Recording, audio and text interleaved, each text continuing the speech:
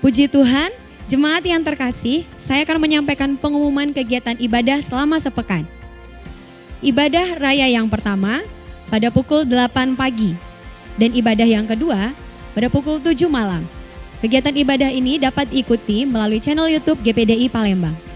Dan ibadah sekolah minggu pada hari Minggu pukul 10 pagi. Ibadah wanita Hana dan Deborah pada hari Selasa pukul 14. Ibadah Pilar pada hari Rabu pukul 18.30. Ibadah pujian dan penyembahan pada hari Jumat pukul 18.30. Ibadah pemuda Fresh Community dan ibadah pelajar Rise Generation pada hari Sabtu pukul 18. Seluruh kegiatan ibadah dapat diikuti melalui channel YouTube GPDI Palembang. GPDI Palembang mengadakan doa bersama setiap hari melalui aplikasi Zoom. Mari bergabung dalam jam-jam doa yang telah ditentukan, yaitu pukul 8, pukul 13, dan pukul 21. Link untuk bergabung akan diumumkan melalui WA Group GPDI Palembang. Bagi jemaat yang ingin memberikan persembahan atau perpuluhan, dapat melakukannya dengan cara transfer ke nomor rekening berikut ini, atau dengan scan QR yang sudah tertera pada layar melalui aplikasi OVO, GoPay, Dana, dan lain-lain.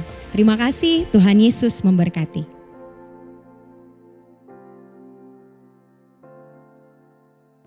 Selamat siang ibu-ibu yang ada di rumah. Bertemu kembali dengan kami dalam ibadah Pelwap Hana dan Pelwap Deborah GPDI Palembang. Siapkan hati kita untuk bersama-sama beribadah pada siang hari ini. Mari kita berdoa. Terima kasih Bapa di surga, kami mengucap syukur kepadamu. Tuhan berikan lagi kami kesempatan untuk bersama-sama beribadah kepadamu. Walaupun hanya melalui ibadah online, namun kami percaya Tuhan ada bersama-sama dengan kami di tempat ini. Tuhan juga ada bersama-sama dengan semua ibu-ibu yang ada di rumah yang menyaksikan ibadah pada hari ini. Terpujilah Engkau Tuhan, kami akan mulai ibadah kami pada siang hari ini. Kami percaya Engkau ada bersama kami, Engkau mengurapi kami semua. Terpujilah Tuhan, di dalam nama Tuhan Yesus Kristus kami mulai ibadah kami. Haleluya, amin. Ibu-ibu yang diberkati oleh Tuhan, baik yang ada di rumah juga di tempat ini, biar hati kita siang hari ini mau bersuka cita, bersama-sama kita bergirang, bersorak bagi Tuhan. Kita nyanyikan satu pujian bersama-sama ibu-ibu yang ada di rumah, kita bangkit berdiri, hatiku penuh dengan nyanyian, haleluya. Hatiku penuh nyanyian, hatiku penuh nyanyian, hatiku bernyanyi untuk Raja segala raja. Lagi, hatiku penuh nyanyian, hatiku penuh nyanyian, hatiku bernyanyi untuk Raja segala raja. Oh giranglah, amin. Tuhan Yesus amat cinta pada saya. Oh giranglah, oh giranglah, oh giranglah, amin. Oh giranglah, Tuhan Yesus amat cinta pada saya. Oh giranglah, lagi dari awal. Hatiku penuh nyanyian, amin. Hatiku penuh nyanyian, hatiku bernyanyi untuk Raja segala raja. Oh giranglah,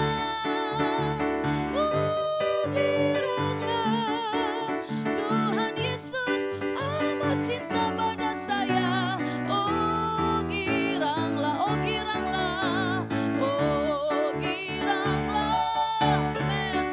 Oh giranglah, Tuhan Yesus amat cinta pada saya. Oh giranglah, hati yang gembira, hati yang gembira adalah obat, amin. Seperti obat hati yang senang, tapi semangat yang patah keringkan tulang, hati yang gembira, Tuhan senang. Hati yang gembira, hati yang gembira adalah obat, amin, seperti obat, seperti obat. Hati yang senang, tapi semangat yang patah, keringkan tulang. Hati yang gembira, Tuhan senang. Hati yang gembira, Tuhan senang. Haleluya. Hati yang gembira, sudah pasti Tuhan senang. Ada sukacita di dalamnya. Ibu-ibu yang diberkati Tuhan, kita akan siapkan hati kita untuk dengar firman Tuhan. Tetap kita minta kepada Tuhan, biarlah setiap hati kita terus dipenuhi dengan sukacita dari Tuhan. Mungkin ibu-ibu yang ada di rumah punya persoalan, punya masalah, dan harus siang hari ini kita minta supaya Tuhan yang akan melembutkan hati kita, sehingga firman Tuhan yang akan kita dengar, yang akan kita simak mungkin pada siang hari ini, itu akan memberkati kita, akan membuat hati kita, hidup kita semakin bersemangat ikut Tuhan. Haleluya. Mari ibu-ibu yang ada di rumah yang diberkati Tuhan, kita siapkan hati kita, nyanyikan pujian, lembutkan hatiku ya Tuhan. Setiap mendengar firman-Mu, biarlah firman-Mu itu yang akan terus ada di dalam hatiku. Haleluya. Terima kasih Tuhan. Lembutkan hatiku, ya Yesus, dengan firman-Mu setiap hari.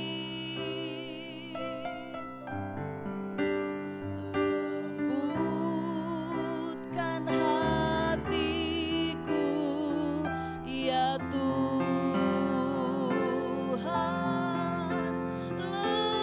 Lembutkan hatiku sekarang. Lembutkan hatiku, ya Yesus, dengan firman-Mu setiap hari.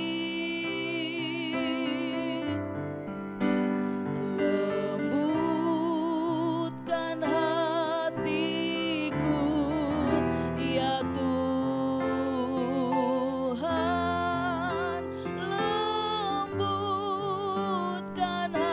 hatiku sekarang. Mari bekerjalah Engkau dalam kami ya Roh Kudus. Bekerjalah dalamku. Amin. Haleluya. Lebih dalamku.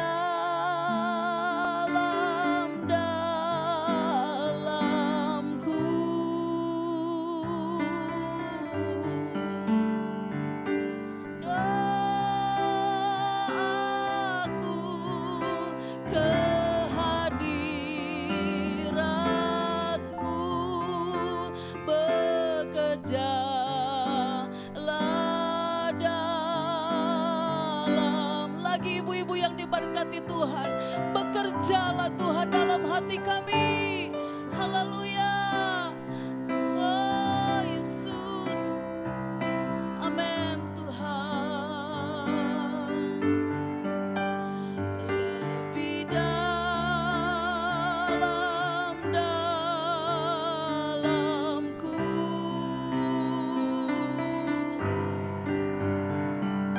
Doaku kehadirat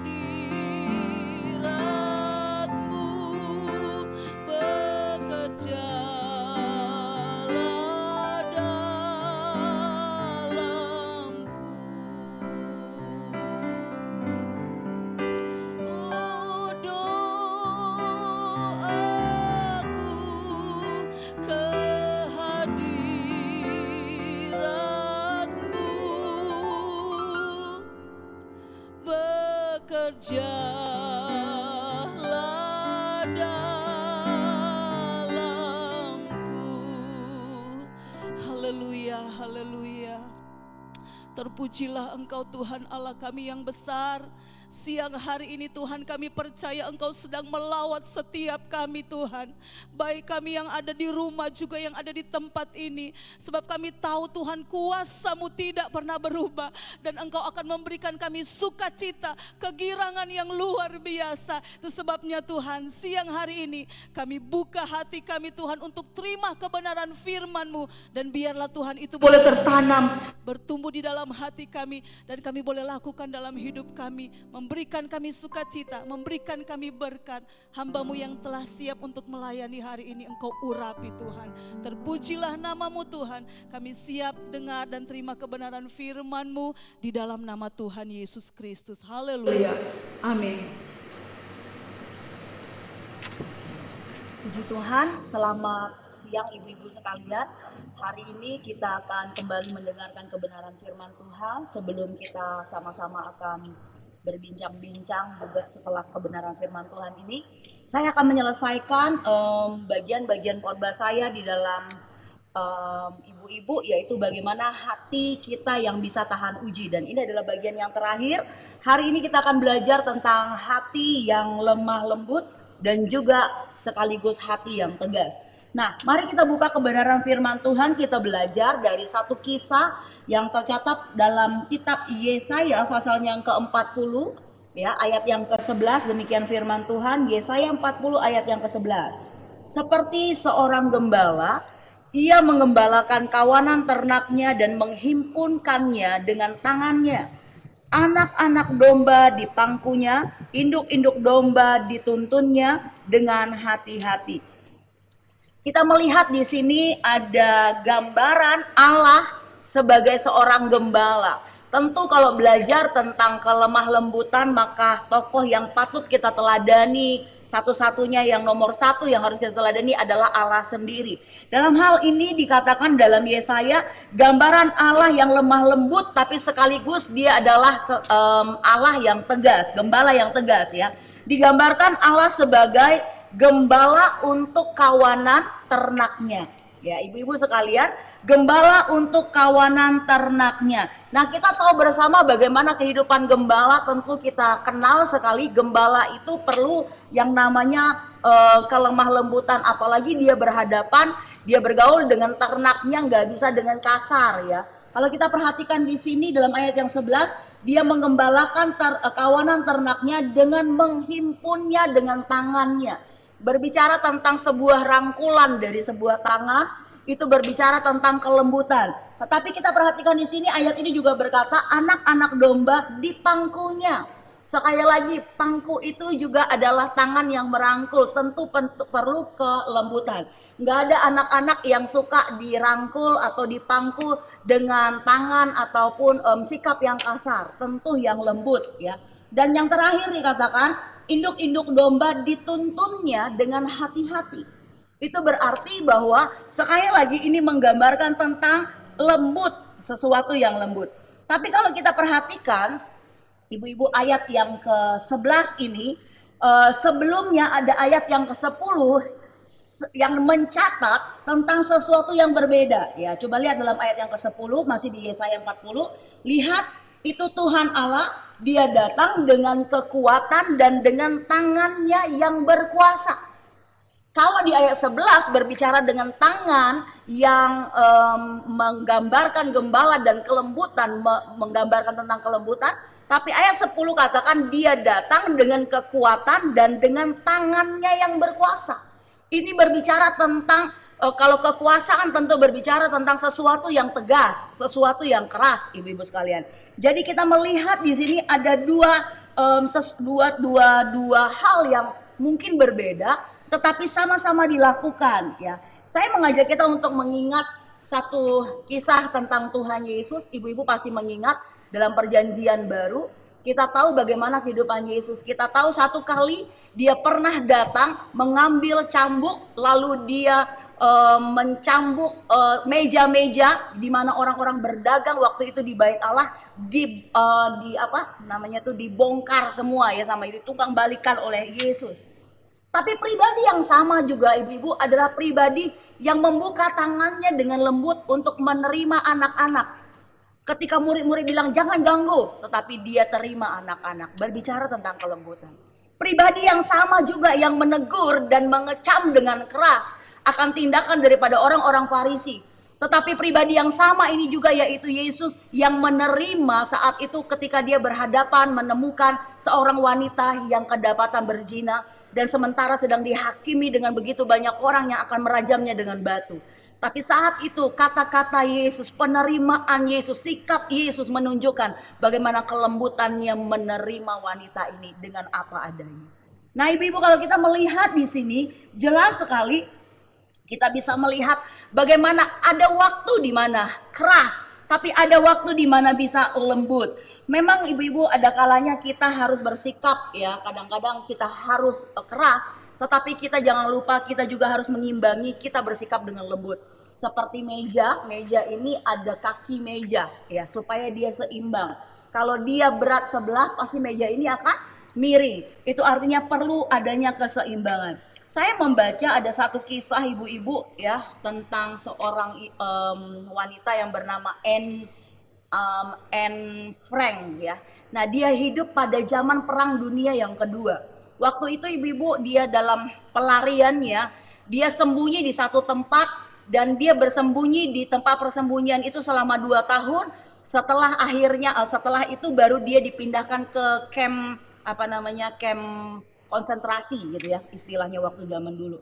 Nah selama dia ada dalam persembunyian itu akhirnya ibu-ibu dia menulis sebuah diary dan nantinya ini akan diterbitkan menjadi satu buku yang sangat terkenal yaitu Diary of a Young Girl ya.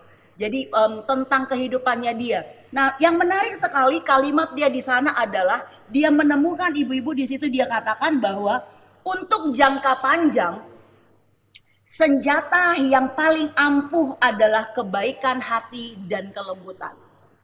Jadi dia menarik kesimpulan dari semua pengalaman yang dialami di tempat pengungsian itu, di tempat persembunyian dalam Perang Dunia yang kedua. Dia katakan senjata yang paling ampuh adalah kebaikan hati dan kelembutan.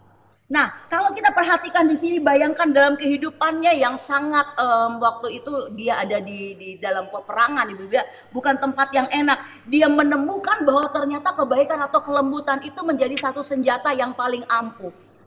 Peperangan berbicara tentang kekerasan, berbicara tentang semua kejahatan dan lain sebagainya, kekejaman. Tetapi ternyata senjata untuk menghadapi saat-saat itu dia katakan adalah kebaikan hati dan kelembutan. Itu sebabnya kenapa hari ini kita belajar tentang salah satu yang membuat kita bisa tahan uji. Ya, sehingga kita bisa dikatakan kita tahan uji adalah kita memiliki hati yang lemah lembut tetapi juga hati yang tegas. Nah ibu-ibu kalau kita melihat di sini bahwa kelemah lembutan bukanlah hal yang mudah sebenarnya untuk dilakukan dalam dunia nyata ya. Kadang-kadang kita berpikir apalagi kalau sedang berhadapan dengan hal-hal yang sulit, hal-hal yang bikin panik dan lain sebagainya, susah untuk bisa lembut. Tetapi ibu-ibu ya, ada pernyataan-pernyataan seringkali kita mendengar ada pernyataan begini. Kalau kita lembut-lembut terus, gak ngelawan, abis kita. Pernah ya? Pernah dimakan wong. Kalau orang Palembang bilang dimakan wong kita abis ya. Anak-anak sekarang bilang abis kita dibully orang. Tetapi ibu-ibu sekali lagi belum tentu benar pernyataan seperti ini. Belum tentu benar saya katakan. Kenapa? Kalau kita belajar dari konsep daripada hal yang kelima yang hari ini akan saya sampaikan tentang kelemah lembutan dan hati yang tegas, itu tentu hal ini tidak berlaku ya. Nah kita akan belajar sama-sama sore hari ini apa itu lemah lembut. Ibu-ibu lemah lembut apa kalau ditanya orang apa kabar? Baik gitu ya. Ngomongnya lembut halus bahkan nyaris tidak kedengaran. Nah kalau itu yang menjadi konsep lemah lembut ibu-ibu, maka saya dan Ibu Acu ya mungkin tidak bisa termasuk karena kenapa? Suara kami keras ya. Tidak seperti itu. Apakah lemah lembut itu identik dengan tidak pernah marah? Lemah lembut itu adalah orang yang tidak pernah ngelawan dan lain sebagainya. Belum tentu ibu-ibu. Karena ada orang yang tidak pernah marah, ngomongnya lembut, ngomongnya cuma senyum, apapun yang terjadi cuma senyum, tapi dalam hatinya penuh dengan kebencian. hatinya penuh dengan ketidakpuasan yang tidak dia ungkapkan. Jadi belum tentu orang-orang yang seperti itu adalah orang yang lemah lembut. Kalau kita perhatikan ibu-ibu sekalian, jadi ada saatnya lemah lembut itu berbicara tentang sikap. Nah, hari ini saya akan berkata, ada waktu di mana kita bisa bersikap dengan lembut, tapi ada waktunya seperti yang kita belajar tadi dalam Yesaya, ada waktu ketegasan. Nah, ini berbicara dengan bukan apa yang nyata di luar, tetapi apa yang menjadi motivasi yang bersumber dari hati. Siang hari ini yang akan saya tegaskan, karena ada banyak ibu-ibu waktu di mana kita harus lembut, tetapi ada juga waktu di mana kita harus keras untuk kita memperjuangkan sebuah keadilan, dan kita perlu lembut untuk membela orang-orang yang lemah. Nah, yang terpenting adalah di sini apa yang ada di dalam hati kita. Bersikap lemah lembut atau kita bersikap tegas tidak bisa kita nilai dari sikap yang kita keluarkan. Kenapa? Itu tergantung dinilai dari apa yang ada dalam hati. Jadi kalaupun orang itu sepertinya tegas, belum tentu dia bukan orang yang lemah lembut, ibu-ibu. Tapi kalau ada orang yang tidak pernah bersuara atau suaranya begitu halus, belum tentu dia juga adalah orang yang lemah lembut. Tergantung, saya katakan tadi, Alkitab berkata bagaimana yang ada dalam hati. Satu ayat untuk mendukung ini dalam Filipi pasal yang keempat ayat yang kelima katakan, hendaklah kebaikan hatimu diketahui semua orang. Maksudnya ini diketahui semua orang dari mana sikap yang kita lakukan. Kalau kita selalu lembut, gak pernah marah, selalu begitu, belum tentu ibu-ibu bahwa kita baik. Kadang-kadang justru itu membuat orang itu tidak berubah, membuat orang itu justru malah menjadi terperangkap. Tetapi kita melihat di sini intinya adalah apakah yang kita lakukan atau sikap kita yang kita keluarkan itu berasal dari hati kita yang baik. Filipi katakan kebaikan ini harus diketahui oleh orang. Lewat apa?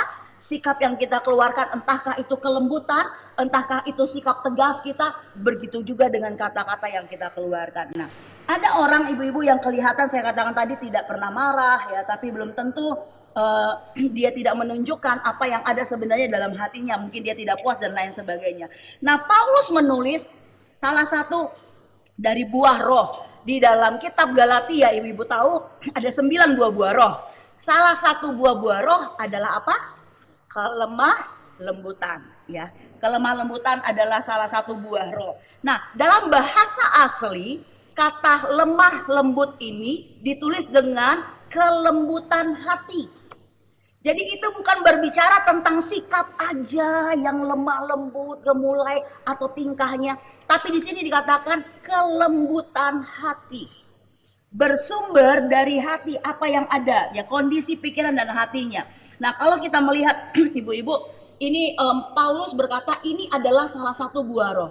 Dan kita tahu bagaimana kita memiliki buah roh ketika kita dipenuhkan dengan kuasa Roh Kudus. Artinya ketika Roh Kudus memimpin kehidupan kita, maka hati kita yang dipimpin oleh Roh Kudus adalah kebaikan, dan tentu yang akan keluar adalah sesuatu yang lemah lembut, ya. Dan lemah lembut itu juga bisa kadang-kadang berbicara tentang hal-hal atau sikap yang juga tegas, ya, bukan sekedar keras ibu-ibu tapi tegas, ya. Nah, perhatikan, saya akan membahas sebuah hal sebagai yang terakhir yang dikatakan oleh Petrus dalam suratannya dalam 1 Petrus 3 ayat yang keempat. Di dalam 1 Petrus 3 ayat yang keempat, ibu-ibu di situ dikatakan, tetapi perhiasanmu ialah manusia batinia yang tersembunyi dengan perhiasan yang tidak binasa yang berasal dari rohnya yang lemah lembut dan tentram, yang sangat berharga di mata Allah.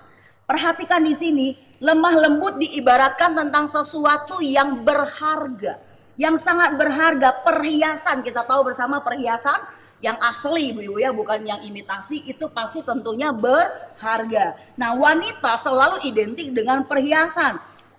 Hampir semua wanita itu senang memakai atau suka dengan perhiasan. Tidak ada wanita yang menolak kalau dikasih perhiasan, apalagi asli ya. Pasti semuanya menerima ya, betul ya ibu-ibu yang ada di sini, betul. Nah, perhiasan itu biasanya ibu-ibu kalau tidak dipakai, perhiasan itu disimpan ya. Jadi waktu dipakai ketika itu kelihatan, itulah lewat sikap kita, perkataan kita. Tapi disimpan dengan sesuatu yang berharga ada di mana? Di dalam hati. Kemarin hari Minggu malam saya berkhotbah, ada sesuatu yang tersembunyi yang disimpan di dalam hati, yaitu benih firman Tuhan. Sama dengan ini, Kelemah lembutan yang menjadi buah roh itu bagaikan iman kita yang tersimpan dalam hati. Nah, ibu-ibu, kalau kita melihat di sini Petrus menegaskan dan mengajarkan bahwa perhiasan itu janganlah yang lahiriah, bukan rambut yang dikepang, berbicara tentang mode rambut ya, bukan juga dengan emas, bukan juga dengan baju yang indah-indah. Nah, hari-hari ini mungkin kita semua tidak bisa menggunakannya kata ibu karena kita ada di rumah ya. Tetapi kita lihat di sini Petrus berkata, tetapi yang selalu membawa kita pada sisi yang lain. Ada kata di situ dikatakan tetapi. Ayat yang ke-11 ini dimulai dengan kata tetapi. Kata tetapi selalu mengibaratkan kita atau mengajak kita berpikir tentang sesuatu yang lain. Dari yang lahir ya tadi, mode rambut, perhiasan tadi emas dan juga baju dikatakan adalah roh yang lemah lembut, sesuatu yang tersembunyi, tersimpan. Inilah yang disebut dengan perhiasan batiniah, keindahan batiniahnya kita. Nah, saya ingin katakan kepada kita semua, dari pengertian ini maka kita bisa belajar kelembutan, sekali lagi bukan sekedar sikap atau kata-kata saja yang keluar, tetapi apa yang ada tersimpan di dalam hati. Itu sebabnya sebelum firman Tuhan ini disampaikan, kita tadi nyanyi lagu lembutkan hatiku ya Tuhan. Ketika Tuhan yaitu Roh Kudus ya lewat firman tentunya yang diberikan kepada kita, yang kita simpan dalam hati, dan Roh Kudus yang memiliki kehidupan kita, maka kita akan dipimpin. Sikap yang keluar dari kita, bahkan perkataan kita akan dipimpin. Kapan kita harus lembut, kapan kita harus tegas. Dan semua itu membuat kita bisa tahan uji ya. Jadi tidak dikuasai oleh diri kita sendiri, Ibu, tetapi dikuasai oleh Roh Allah. Ya, Salomo juga pernah berkata, satu ayat terakhir dalam Amsal 25 ayat 15, lidah yang lemah lembut dapat mematahkan tulang. Haleluya. Kita nggak tahu nih kapan waktunya kata-kata kita ini harus lembut, kapan harus tegas ya. Karena ternyata kadang-kadang kita pikir kalau lembut ini nggak berguna ibu-ibu ya, tapi ternyata Salomo bilang setelah dia memperhatikan, dia tulis, dia bilang ternyata lidah yang lemah lembut juga bisa mematahkan tulang, bisa mematahkan sesuatu yang keras. Saya tidak tahu apa yang tengah kita alami, kekerasan apa yang tengah kita alami. Seperti Anne Frank tadi di dalam peperangan, dalam pengungsian, dalam persembunyian, dia temukan ternyata kelemah lembutan itu menjadi senjata yang begitu ampuh. Saya tutup dengan kesaksian ibu-ibu. Pernah beberapa tahun yang lalu ada seorang ibu yang ngomong sama saya, tolonglah doain anak saya ini ya mungkin kurang baik menurut penilaian dia. Kenapa? Karena sering keluar malam ya, keluar malam, pulangnya pagi dengan teman-teman begadang dan lain sebagainya, sehingga dia kesal. Dia bilang kapanlah berubah, kapanlah anak ini bisa sekolah dengan benar, anak ini juga bisa bekerja dengan benar. Lalu dia bilang doakan. Lalu saya katakan, tante apa yang tante suka bicarakan kepada anak tante? Iya, kalau dia balik aku selalu ngomong, kau tuh pergi malam balik pagi. Oh, diocehin ya. Terus dia tambah nggak betah, saya bilang gitu. Nah, coba tante berubah sekarang. Kalau misalnya ketemu sama dia bilang, kau anak yang baik, anak mama yang baik ya, tidak pernah keluar malam gitu ya, rajin belajar gitu ya, bertanggung jawab begitu.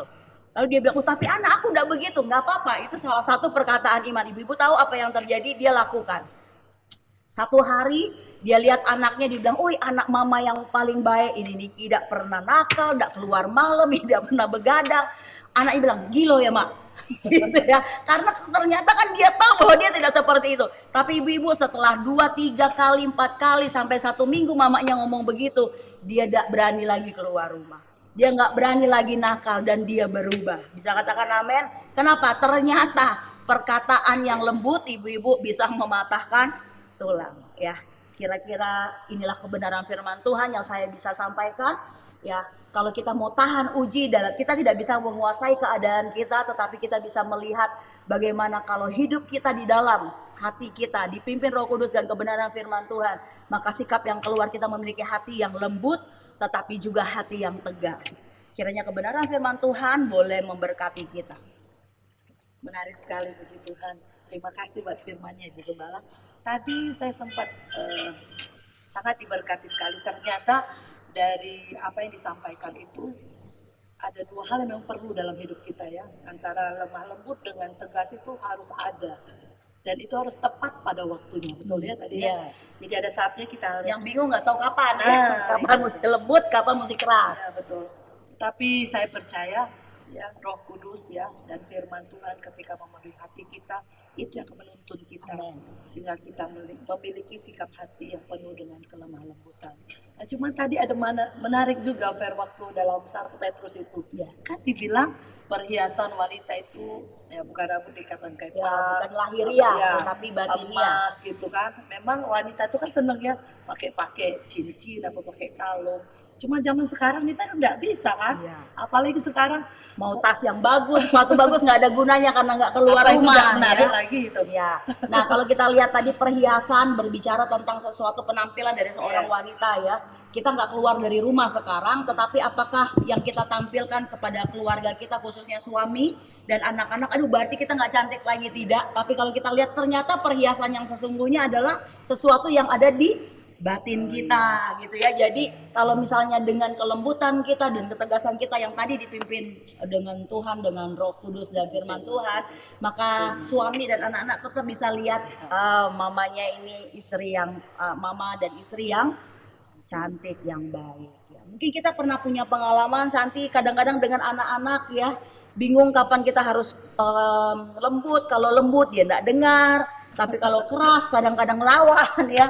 Ya, mungkin pernah. Saya pernah punya ini orang lain, anak lainnya seperti yang tadi Vera saksikan itu. Ada juga satu anak yang saya kenal memang nakal sekali. Jadi sama orang tuanya itu pun suka berantem.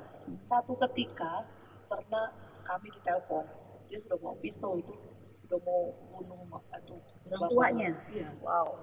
Lalu kami datang ke situ, semua tidak bisa nasihatin dia, ya. Tetangga juga tidak bisa. Pas kami datang ya, saya juga antara ketar-ketir karena bawa pisau kan. Jadi waktu saya dekati, saya pegang pundaknya, saya bilang, kamu anak baik, saya bilang gitu, kamu tidak boleh gitu orang tua. Sini pisau, ini dikasih pisaunya sama kami, tidak jadi. Dan puji Tuhan ya dia tidak jadi, terjadilah pembunuhan. Kalau seandainya misalnya orang tua tetap berkeras, dia juga tetap berkeras, saya tidak tahu apa yang terjadi. Mungkin terjadi pembunuhan, kan malu anak tua juga. Ya, kami juga pernah, saya dengan suami dipanggil juga sama, anak itu juga bawa pisau ya. Orang tuanya memanggil kami, waktu kami deketin ya, masuk dalam kamar, ditanya ngapa kau begini. Dia bilang mama itu terlalu cerewet. Kadang-kadang maksudnya kita baik, tetapi ya itulah tadi perlu yang namanya hati yang penuh dengan kelembutan dan apa namanya ketegasan yang Tuhan tolonglah yang memberikan hikmat kepada kita ya. Tuhan memberikan hikmat. Santi mau ngomong? Ya kalau saya masih banyak belajar dari senior Sama-sama kita belajar. Tapi betul sih ya. Kadang-kadang kita pikir dengan kekerasan dia ngomong keras, kita lebih keras, bukannya jadi tambah baik, justru tambah kencang. Tapi ketika dia Malah kita nggak keras, menang dengan ujian atau persoalan yang datang. Jadi kita ngomong lembut, akhirnya ya damai.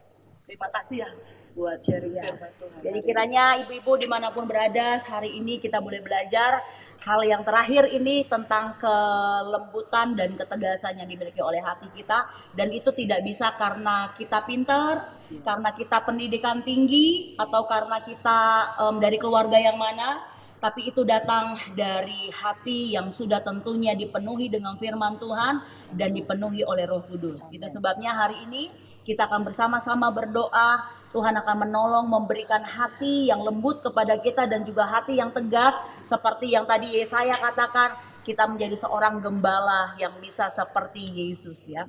Mari kita akan bersama-sama berdoa. Tuhan Yesus, kami datang kepadamu di akhir ibadah kami.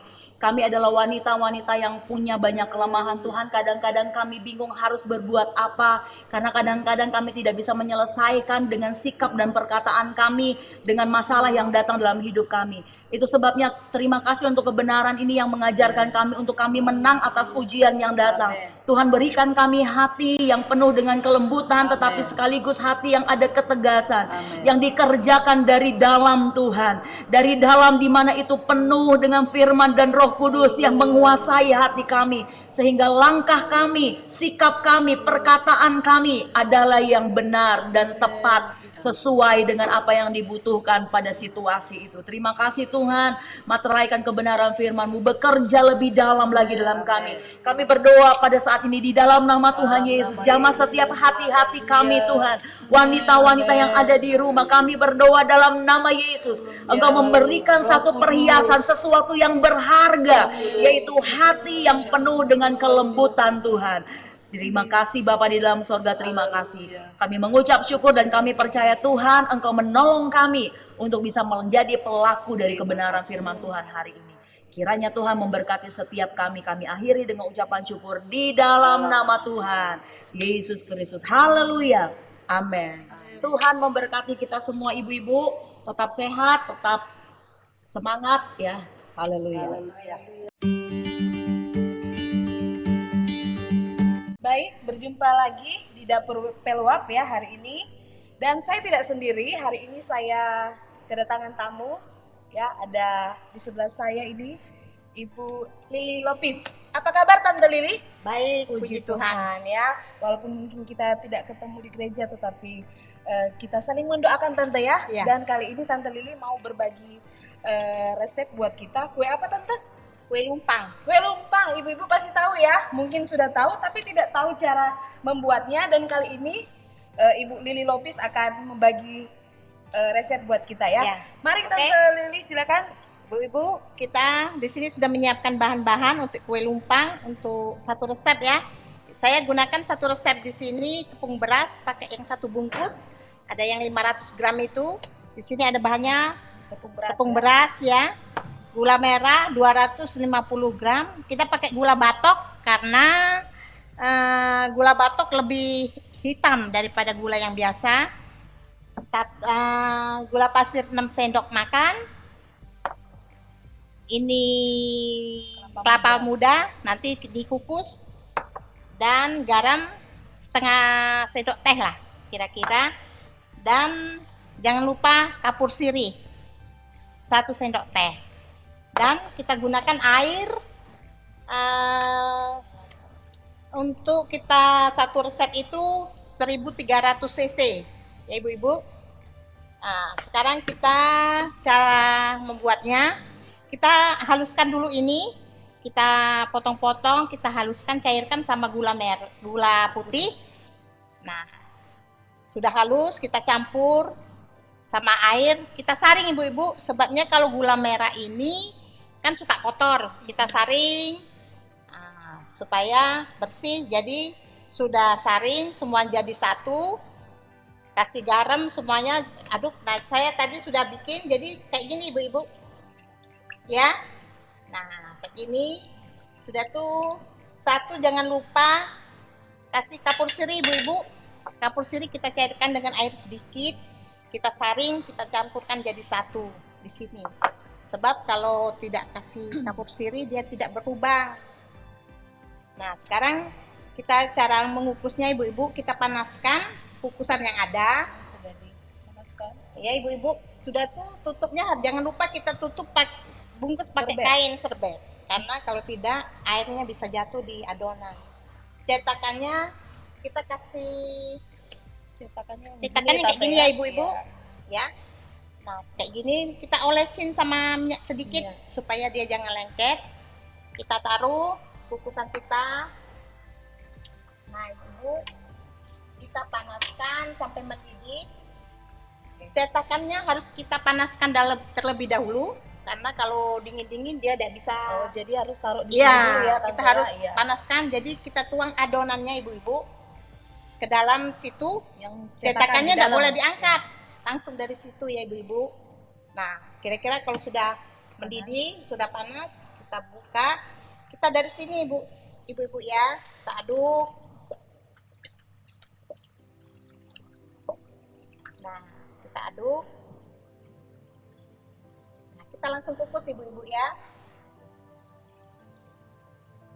Sampai penuh Tante. Ya, sampai penuh ya, jangan sampai tumpah dan jangan 3/4, pokoknya sampai penuh ibu. Kita kukus ya. Kita kukus Berapa lama Tante? kurang lebih 10 menit. Oh, cepet Kita ya. jangan buka-buka ibu-ibu ya. Kita tunggu sampai 10 menit. Nah, baru Kita buka dan tadi Sudah. ini kira 10 menit. Nah, kita Ada buka. yang sudah matang tante ya. Ya. Nah, ini hasilnya. Hasilnya seperti ini ibu-ibu. Gimana? Dibuka tante ya. Iya. Buka. Bisa? Nah, oke, sudah ada yang jadi. Sudah ada yang jadi. Kelapa Nah, tante ya. kelapanya kita tadi sudah kukus ibu-ibu ya. Mau masuk ke dalam yang Ya. lubang itu tante ya. Kalau kue lumpang ibu-ibu harus tengahnya Bolong. bolong ya. Enggak Kalau cuma enggak- donat tante ya. Iya. Kalau tidak bolong bukan kue lumpang. Oke ibu-ibu. Nah, satu resep itu kira-kira dapat 50 cup. Boleh. Dapat banyak itu bu-ibu. Iya banyak. Jadi kalau banyak keluarga di rumah, lumayan tante ya, Iya. hemat ya. Kalau bikin buat sendiri. setengah resep juga boleh, kita kurangi jadi bahan-bahan kurangi dari satu itu menjadi setengah. Misalnya air kita setengah. Tadi yang tepung Takarannya, terigu, iya. tepung beras Tepung ya, berasnya juga setengah. 500 berarti Jadi 250. jadinya ya. 250. Oke. Ini sangat sehat tante ya. Iya. Untuk jajan anak-anak mungkin Iya. nggak keluar ibu-ibu ya. Sudah tuh tetapi ini bikin di rumah. Kue, ya. Ini Iya. kuenya murah meriah ibu-ibu. Paling mahal lah 20. 20.000. Iya, Oh, 20. murah sekali. Iya. Dapatnya berapa tadi tante? 50 ada dapat. Nah, 50. Bisa makan sampai kenyang. Iya. Betul. Iya. Jadi bagi ibu-ibu di rumah silakan lihat resep-resepnya. Sangat enak ini. Tadi sudah dicoba tante ya. Sudah dicoba duluan. Enak, mantap. Ya, terima kasih tante Lili Ya, buat sama-sama. berbagi resepnya. Tuhan memberkati. Sampai jumpa di dapur Peluap selanjutnya. Tuhan memberkati.